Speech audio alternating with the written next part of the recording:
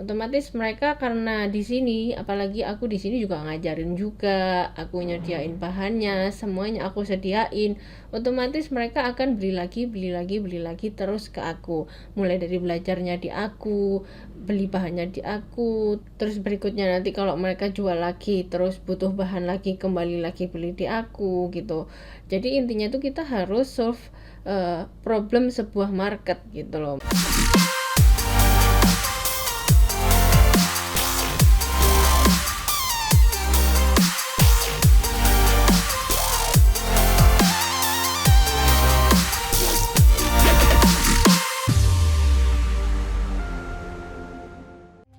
Video ini dipersembahkan oleh momikreatif.com, jualan online yang bikin kamu makin kreatif.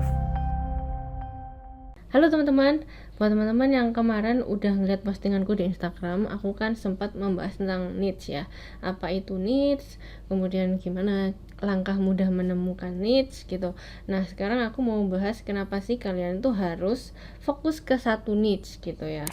Karena kan gini, kalau misalnya kalian jualannya itu random banget, hari ini jualan buku, terus besok jualan sampo, besoknya lagi misalnya kamu jualan HP, itu nggak membentuk satu niche tertentu. Yang terjadi adalah orang akan bingung kamu ini spesialisasi apa sih, terus orang akan nggak akan, misalnya ya, kalau misalnya kamu fokus nih, orang itu kan kalau beli bahan craft di sini nih di Vindika misalnya kayak gitu, karena fokus gitu loh.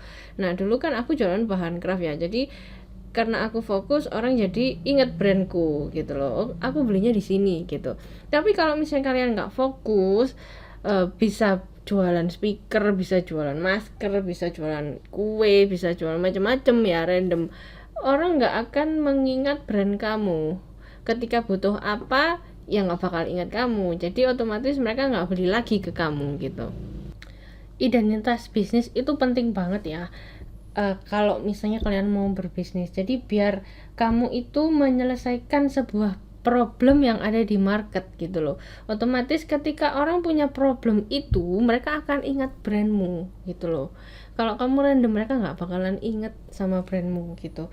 Contohnya nih, dulu Vindika itu kan fokus di niche bahan craft. Nah, di sini kan aku memenuhi semua kebutuhan orang-orang yang butuh bahan craft gitu.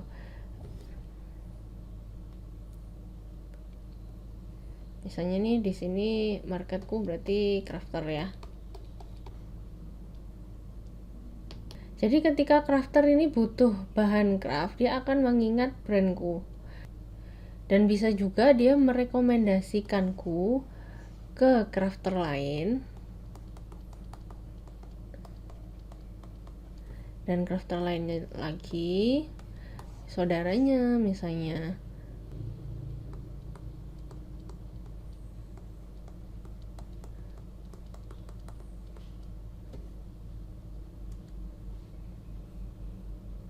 Otomatis semua orang ini akan mengingat brandku.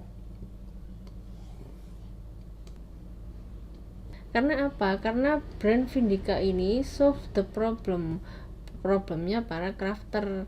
Mereka bingung cara bikinnya, mereka bingung cari bahannya di mana, kayak gitu. Nah otomatis mereka karena di sini, apalagi aku di sini juga ngajarin juga, aku nyediain bahannya, semuanya aku sediain.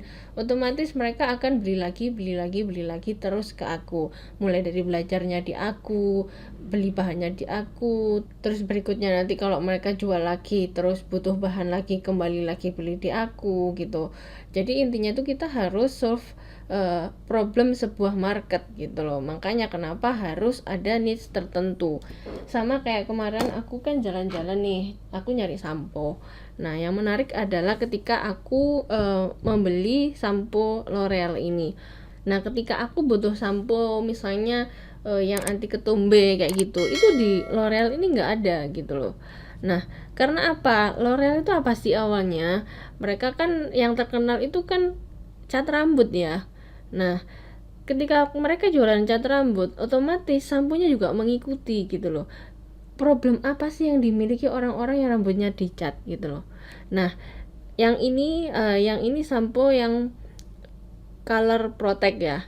Jadi mereka pasti berpikir kalau sudah dicat itu biasanya rambutnya warnanya pudar, atau bisa jadi memutih gitu, atau problem-problem yang lainnya berhubungan dengan warna karena kena UV kayak gitu-gitu. Nah, mereka membuat produk tambahan berupa sampo ini yang memproteksi warna cat rambutnya gitu loh. Ketika fokusnya di satu niche itu, otomatis orang akan beli lagi gitu loh produknya, karena ketika sudah dicat, oh memang masalahku ternyata ini dan aku butuh, dan ini solusinya adalah dia itu melindungi dari UV kayak gitu.